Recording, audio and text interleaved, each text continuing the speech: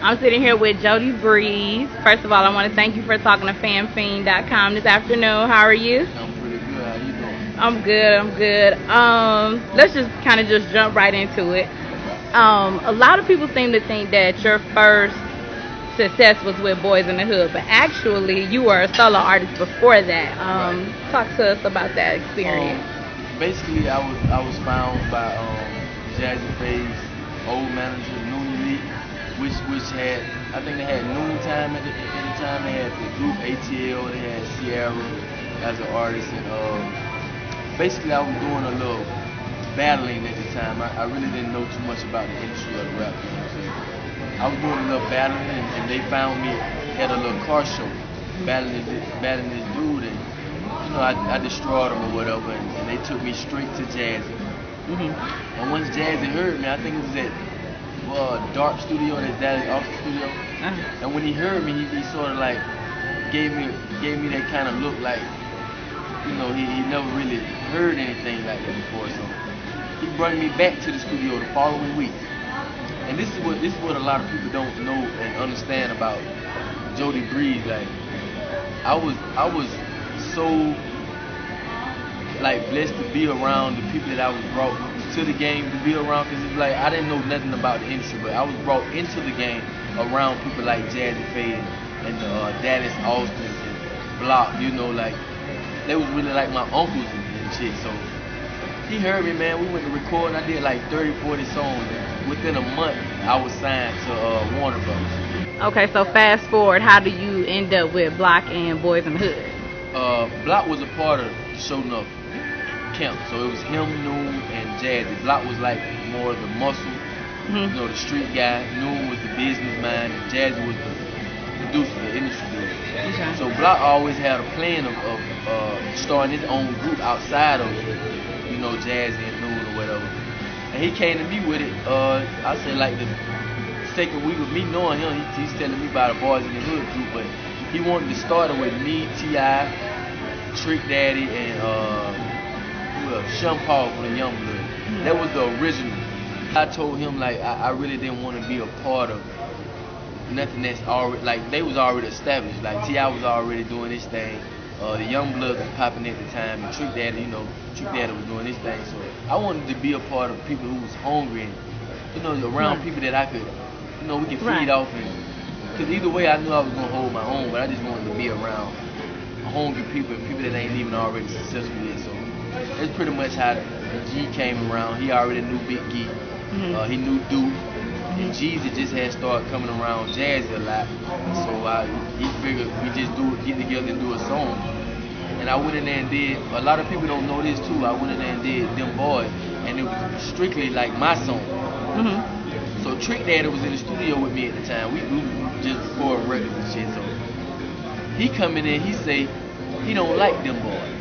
That's the first thing he said. He was like, nah, I don't really too much like it. So Block was like, nah, this the one. So he went and got Jeezy, Big Duke, and Big E. They come and do their verse. I already had my verse on it.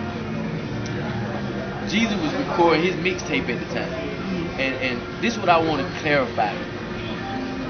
Didn't nobody know who none of them guys were. Seriously. You feel me? And by me doing my solo thing, I got a video already shot.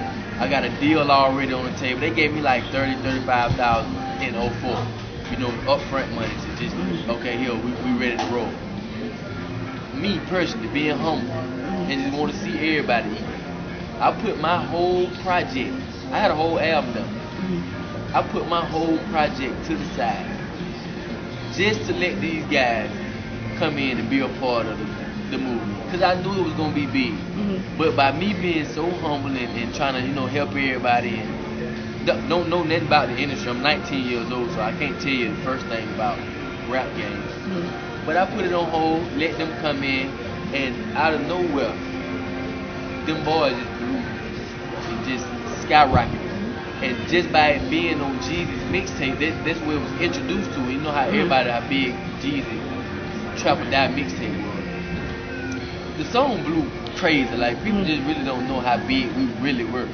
And it sort of made Jeezy look like he's the front man for the group, when really it was wasn't like that. So from a freestyle rap perspective, they say people who, because you come from a freestyle background, Right.